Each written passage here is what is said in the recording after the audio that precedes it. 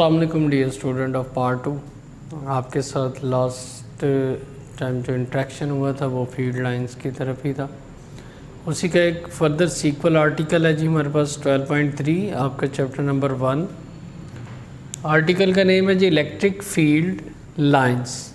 इनको electric lines of force के नाम से भी जाना जाता है। ऐसा क्यों है ये भी हम देख लेते हैं। सबसे पहले इसके बारे में आप जब ये एज ए लॉन्ग क्वेश्चन आता है तो इसकी कुछ हेडिंग्स हैं और टॉप ऑफ द लिस्ट जो हेडिंग आती है उसमें आपके पास है इंट्रोडक्शन। इंट्रोडक्शन में आप एक्सप्लेन करते हैं कि ये सबसे पहले जो थ्योरी दी थी इलेक्ट्रिक लाइंस ऑफ फोर्स का कॉन्सेप्ट या इलेक्ट्रिक फील्ड लाइंस का जो कॉन्सेप्ट था ये प्रोवाइड किया था माइकल फैराडे ने, जिसको हम अंकल फैराडिया के नाम से भी जानते हैं। बेसिकली चार्ज हमें नज़र तो आ नहीं रहा, ठीक है, ना ही हम उस फोर्स को देख पा रहे हैं अपने विजुअल से। कोई ऐसा हमारे पास वे नहीं है कि हम फोर्स को एक्चुअली देख सकें। सपोज आपके पास दो मैग्नेट है तो वो एक दूसरे को या अट्रैक्ट करते हैं या रिपेल करते हैं, तो आप फोर्स को फील कर रहे हैं ना कि उसको देख रहे हैं, ठीक है। तो ऐसे केस में हमें इशू आता है कि फ़ोर्स किस तरह की होगी, किस तरह लग रही होगी। तो मैपिंग का एक कॉन्सेप्ट दिया जिसे पिक्टोरियल रिप्रेजेंटेशन भी कहा जाता है या मैपिंग कहते हैं। एक मैप दिया, फर्जी आप कह लें, ये कुछ ग्राफ टाइप दे दिया या फर्जी पिक्चर एक दे दी। किसने दी? माइकल फैराडे ने। उसने एक आपको मैपिंग दी कि इस तरह से चार्ज इंटरेक्ट करते होंगे, इस तरह अट्रैक्ट करते होंगे, इस तरह रिपेल करते होंगे, ठीक है। ये पॉजिटिव होना, नेगेटिव होना, ये भी एक कंसिडर्ड करैक्टर है, ठीक है। कि पॉजिटिव है तो उसका मतलब है उससे रेज निकलेंगी, नेगेटिव है तो उससे मतलब है उसमें रेज एंटर होंगी। ये सारी पिक्टोरियल फॉर्मेशन और मैपिंग ये जस्ट अंडरस्टैंडिंग के लिए, एक्चुअली ऐसा है या नहीं इसका कोई सबूत नहीं है। So let's move on. तो इंट्रोडक्शन में आप बताते हैं कि ये सबसे पहले माइकल फैराडे ने कॉन्सेप्ट पेश किया और इस इलेक्ट्रिक फील्ड लाइंस की ये जो पिक्टोरियल फॉर्मेशन है इससे आप दो चीज़ें गेट करते हैं।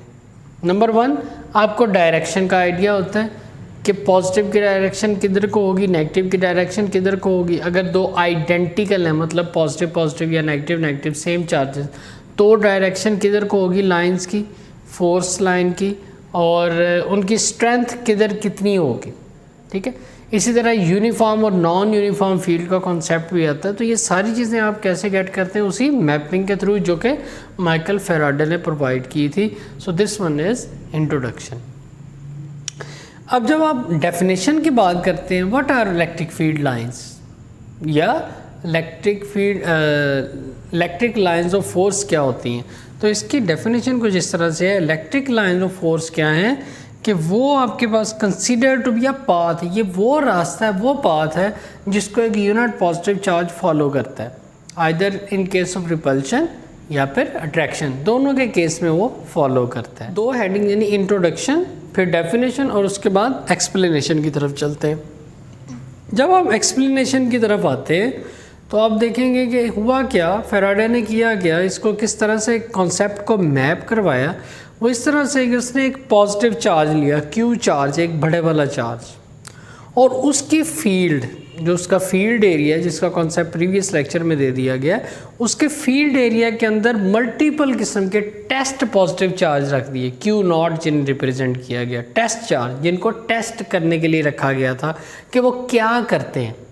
तो पॉजिटिव चार्ज यानी एक चार्ज लिया गया जिसको पॉजिटिव कहा गया, और उसी तरह के सेम आइडेंटिकल चार्ज लेकिन टेस्ट चार्ज, छोटे वाले चार्ज, उसकी फील्ड, ये जो ब्लैक कलर की आपको एक बाउंड्री लाइन नज़र आ रही है, उस फील्ड के अंदर ला के रखे गए। तो हुआ क्या कि वो सब के सब बाहर को मूव करने लगे, ठीक है। वो सब के सब बाहर की तरफ मूवमेंट करने लगे। ये एरोज शो कर रहे हैं कि बाहर के। तो मतलब ये क्या हुआ कि ये सब के सब क्या थे? पॉजिटिव चार्ज, और ये जो बड़े वाला था ये भी क्या था? Positive charge. इसका मतलब ये हुआ कि सेम चार्जेस ने क्या किया? रिपेल किया, यानी इस वाले चार्ज ने उनको रिपेल किया, अपनी बाउंड्री से बाहर निकाला।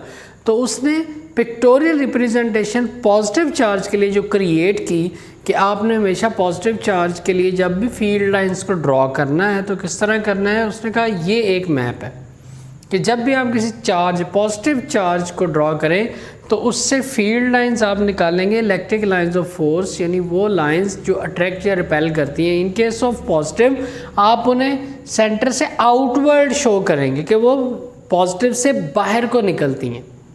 यानी जब भी आप कोई भी पॉजिटिव चार्ज लेंगे तो पॉजिटिव चार्ज को किस तरह से कंसिडर करेंगे हम कि ये आउटवर्ड मूवमेंट ले रहे हैं, यानी आउटवर्ड फोर्स लगती है, यहाँ से lines of force outward move करती हैं। यही आपका सारे का सारा प्रैक्टिकल परफॉर्मेंस यहाँ पे हुई। उसने यानी माइकल फेराडे ने दोबारा कॉन्सेप्ट दिया नेगेटिव का। तो इस केस में सेंटर जो आपके पास है, बड़ा वाला जो चार्ज है वो नेगेटिव लिया गया। अगेन साइडों पे जिस तरह यहाँ पे टेस्ट चार्ज लिए गए थे, यहाँ पे भी टेस्ट चार्ज लिए गए, लेकिन इस दफ़ा आप देखें डायरेक्शन टेस्ट चार्ज की इनवर्ड है, यानी नेगेटिव ने उनको अपनी तरफ अट्रैक्ट किया। तो इसका क्या मतलब हुआ कि नेगेटिव के अंदर की तरफ लाइंस मूव करती हैं। तो कॉन्सेप्ट इस तरह से मैप किया गया कि जब आपके पास पॉजिटिव चार्ज ड्रॉ करेंगे तो लाइंस को आउटवर्ड जाता हुआ दिखाएंगे, मैप करेंगे। एक्चुअल में क्या है वी डोंट नो, लेकिन फीलिंग तो ऐसी आती है ना। तो इसी तरह से नेगेटिव चार्ज के लिए क्या है कि आप लाइंस ड्रॉ करें और उनके एरोस को इनवर्ड मूव करवाएंगे। यानी इससे ये एक कॉन्सेप्ट निकाला गया कि पॉजिटिव चार्ज से field lines outward extract out होती हैं, बाहर निकलती हैं, जबकि नेगेटिव चार्ज में जाके इन हो जाती हैं। ठीक है, अब मुख्तलिफ़ किस्म के 2-3 और टिपिकल फील्ड्स हो जाती हैं। जैसे अगर फ़र्ज़ करें आइडेंटिकल चार्ज, आइडेंटिकल उससे मुराद दोनों एक जैसे, पॉजिटिव पॉजिटिव या नेगेटिव नेगेटिव। तो जब आइडेंटिकल चार्ज एक दूसरे के सामने आएंगे तो क्या होगा? सपोज़ करते हैं हमारे पास 2 पॉजिटिव आइडेंटिकल चार्ज हैं, आप नेगेटिव भी कर सकते हैं, दोनों में सेम केस है। पॉजिटिव के केस में देखिए फील्ड लाइंस आउटवर्ड निकल रही हैं दोनों में, लेकिन जब दोनों एक दूसरे के आमने सामने आई तो दोनों ने क्या करना था? रिपेल। तो रिपल्शन की वजह से क्या हुआ कि दोनों की फील्ड्स बेंड हो गई। इस नतीजे में हमारे पास एक सेंट्रल स्पेस पॉइंट मिल गया, वेकेंट पॉइंट, जहाँ किसी तरह की कोई फील्ड नहीं है। तो जहाँ कोई फील्ड नहीं है उस पॉइंट को आप कहते हैं न्यूट्रल जोन। क्या कहते हैं जी? न्यूट्रल जोन, या फिर इसको ज़ीरो फील्ड पॉइंट भी बोलते हैं। और यहाँ पे एक यही एमसीक्यू के what is zero field point? तो the space between 2 identical charges, 2 identical charges के दरमियान जो फ्री स्पेस होती है उसको आप ज़ीरो फील्ड लाइन भी बोलते हैं। या इसके लिए एक और एमसीक्यू भी आता है बोर्ड के हवाले से, और एक दफ़ा ये ई-कैट के भी अंदर आ गया था कि ये हमारे पास what will be the area या which region has minimum field, यानी 2 आइडेंटिकल चार्जेस के दरमियान कौन सा ऐसा रीजन होता है जहाँ पे फील्ड मिनिमम होती है? तो सेंटर होता है। सेंटर पॉइंट 2 आइडेंटिकल चार्जेस के दरमियान एक ऐसा जोन होता है जहाँ पे फील्ड मिनिमम होती है या बिल्कुल ज़ीरो होती है, क्योंकि वहाँ पे एक दूसरे को रिपेल कर रहे होते हैं और किसी तरह की कोई भी फील्ड लाइंस मौजूद नहीं होती हैं। अब अगर 2 आइडेंटिकल नहीं हैं, 2 ऑपोजिट चार्ज हैं, फिर क्या होता है फील्ड के बारे में देखें। अगर आपके पास एक पॉजिटिव चार्ज है और एक नेगेटिव चार्ज है, इन दैट केस के इसमें क्या होता है, आपके पास पॉजिटिव से फील्ड ने निकलना है, जैसा कि हमने यहाँ पे कहा कि हमने कैसे ड्रॉ करना है, पॉजिटिव से आउटवर्ड और नेगेटिव में इनवर्ड।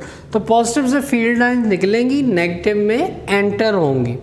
ऐसे केस में क्या होता है, अट्रैक्शन का बायस बनता है। तो यूँ पॉजिटिव से निकल रही हैं और सारी जाके नेगेटिव में एंटर हो रही हैं। ठीक है, यहाँ पे आप एक और चीज़ को कॉन्सेप्ट देखेंगे, वो ये कि आप देखते हैं सेंटर में या सेंटर के करीब आप देखें मैक्सिमम लाइंस आ जाती हैं, आउटवर्ड जाएंगे कम होना शुरू हो जाएंगी।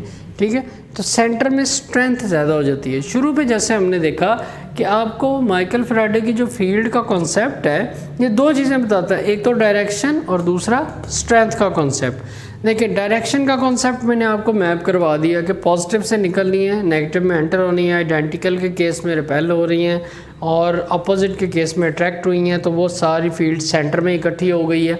इस केस में मैक्सिमम फील्ड रीजन कौन सा होता है? सेंटर। आइडेंटिकल के केस में सेंटर आपका न्यूट्रल जोन है, जबकि अपोजिट के केस में सेंटर आपका मैक्सिमम फील्ड स्ट्रेंथ वाला होता है। जहाँ तक आपके पास बात आती है स्ट्रेंथ की, तो स्ट्रेंथ किस तरह से मेजर करते हैं, जहाँ पे बच्चे फील्ड लाइन ज़्यादा होंगी यानी रश होगा आप कहेंगे वहाँ स्ट्रेंथ ज़्यादा है, जहाँ कम होंगी वहाँ पे आप कहेंगे स्ट्रेंथ कम है। यानी field number of field lines he strength को शो करती हैं, मैग्नीट्यूड यानी। तो किस तरह से देखिए, जैसे जैसे आप आउटवर्ड जा रहे हैं इन पिक्टोरियल रिप्रेजेंटेशंस में, देखें मैप्स में कि जैसे जैसे आप आउटवर्ड जाते हैं फील्ड फैल जाती है, ठीक है, और जैसे जैसे आप इनवर्ड आते हैं सेंटर के पास आते हैं फील्ड लाइंस क्लोज हो जाती हैं। तो क्लोज का मतलब है स्ट्रेंथ ज़्यादा हो रही है, और दूर जाने का मतलब जब फैल रही है तो मतलब फील्ड की स्ट्रेंथ कम हो रही है। बिल्कुल ऐसे जैसे मैग्नेट का कॉन्सेप्ट है, जितना आप दो मैग्नेट को दूर करते जाएंगे आप देखेंगे फोर्स ऑफ अट्रैक्शन या रिपल्शन कम होती जाएगी, जैसे जैसे करीब लेके आएंगे अट्रैक्शन या रिपल्शन ज़्यादा होती है। बिल्कुल सेम इसी तरह से उसने मैप करवाया माइकल फैराडे ने कि जैसे जैसे आप चार्ज के करीब जाते जाएंगे, चूँकि लाइंस करीब करीब होती जा रही हैं तो स्ट्रेंथ भी बढ़ती जाएगी, और अगर आप दूर चलते जाएंगे तो स्ट्रेंथ भी कम होती जाएगी दोनों के केस में। लिहाजा उसके कॉन्सेप्ट के मुताबिक उसने दोनों चीज़ें एक ही पिक्चर में मैप करवाई कि एक तो डायरेक्शन पता चलती है जो कि एरोज से पता चलती है, और दूसरी स्ट्रेंथ यानी नंबर ऑफ फील्ड लाइंस। जहाँ पे नैरो होंगी वहाँ स्ट्रेंथ ज़्यादा होगी, जहाँ पे number of field lines wide होंगी वहाँ पे स्ट्रेंथ कम होती चली जाएगी। अब हम इसी तरह से कैपेसिटर की प्लेट्स के दरमियान भी इसको मेजर कर सकते हैं। जी तो स्टूडेंट, पैरेलल प्लेट कैपेसिटर की जब आप बात करेंगे इसी फील्ड लाइन के कॉन्सेप्ट को देखने के लिए, तो देखें हमारे पास Q चार्ज है, एक तरफ पॉजिटिव और एक तरफ Q नेगेटिव, दो प्लेट्स हैं, पैरेलल प्लेट कैपेसिटर की एग्जांपल है। आप देखेंगे यहाँ पे भी पॉजिटिव से नेगेटिव की तरफ फील्ड मूव करेगी, ठीक है। लेकिन यहाँ आप एक और चीज़ भी देखें, यूनिफॉर्म और अनयूनिफॉर्म फील्ड का कॉन्सेप्ट भी आता है यहाँ पे, नॉन यूनिफॉर्म फील्ड जिसे आप कहते हैं। जब आप सेंटर में देखेंगे तो लाइंस बहुत स्ट्रेट हैं, ये कहते हैं आपके पास यूनिफॉर्म सारी लाइंस बनी हुई हैं, और जब आप साइड्स पे जाते हैं तो आप देखेंगे नॉन यूनिफॉर्म फील्ड लाइंस हैं। तो याद रखें जब फील्ड लाइंस यूनिफॉर्म हो तो उनका मैग्नीट्यूड और डायरेक्शन दोनों सेम होती हैं, ठीक है। लेकिन जब आप नॉन यूनिफॉर्म की बात करेंगे, जैसे आप साइड्स पे आ जाते हैं तो साइड्स पे आके देखेंगे तो इनकी ना तो मैग्नीट्यूड सेम होती है ना ही डायरेक्शन। ये डायरेक्शन देखिए चेंज होती जाती है, यानी इनकी डायरेक्शन चेक करनी हो तो आप क्या करते हैं, इनके ऊपर एक टेंजेंट ड्रॉ करते हैं जो कि आपको बताता है उसके मैग्नीट्यूड और डायरेक्शन को, ठीक है। तो ये था हमारे पास फील्ड लाइंस का कुछ कॉन्सेप्ट। इसी से रिलेटेड हमारे पास 4 से 5 की पॉइंट्स हैं, यानी जिनको करैक्टरिस्टिक्स भी आप कहते हैं, पॉइंट्स हैं यानी फील्ड लाइंस के बारे में ही, कि ये हमेशा पॉजिटिव से निकलेंगी, नेगेटिव में एंटर होंगी, कभी भी एक दूसरे को क्रॉस नहीं करेंगी, और इनका टेंजेंट जो है वो इनके मैग्नीट्यूड को रिप्रेजेंट करेगा। ये 4-5 पॉइंट आपकी बुक पे लिखे हुए एज इट इज़, यानी properties of electric field lines, ये आपकी फाइनल हेडिंग बनती है। यानी ओवरऑल आप देखें तो इस क्वेश्चन में 4 हेडिंग्स बन जाती हैं। थर्ड वन वो ये जो मैं बता रहा था आपको एक्सप्लेनेशन के पॉइंट ऑफ व्यू से। लास्ट वन चूँकि आपकी बुक पे एज इट इज़ लिखी हुई है वो मैंने यहाँ प्रेजेंट नहीं की है, वो आपके पास प्रॉपर्टीज़ हैं इन्हीं इलेक्ट्रिक फील्ड लाइंस की, और इन्हीं सारी चीज़ों की एक्सप्लेनेशन के बाद माइकल फैराडे की सारी ये जब मैपिंग के बाद उनको डिज़ाइन किया गया है। तो आपको ये complete as a long question तैयार करना है।